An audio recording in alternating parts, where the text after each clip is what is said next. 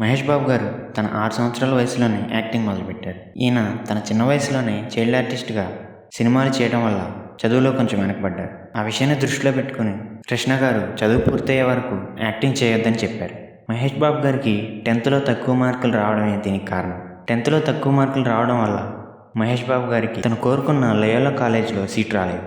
తర్వాత కష్టపడి చదివి అదే కాలేజీలో సీట్ సంపాదించుకొని బీకామ్ కంప్లీట్ చేశారు. తర్వాత సినిమా పైన ఉన్న ఇంట్రెస్ట్ని కృష్ణ గారికి చెప్పారు. ఆయన ఓకే చేశారు. రాజకుమారుడు సినిమాతో ఎంట్రీ ఇచ్చారు మహేష్ బాబు గారు. ఇప్పటి వరకు తెలుగులో ఒక్క రీమేక్ కూడా చేయని ఏకైక హీరో మహేష్ బాబు గారు. బాలీవుడ్ నుంచి ఎన్నో ఆఫర్స్ వచ్చినా రిజెక్ట్ చేశారు. మహేష్ బాబు గారు ఫ్యామిలీకి చాలా ఇంపార్టెన్స్ ఇస్తారు. ఈ విషయం అందరికీ తెలిసిందే. ఈయన కొన్ని వేల మంది చిన్నారులకు హార్ట్ ఆపరేషన్స్ చేయించారు.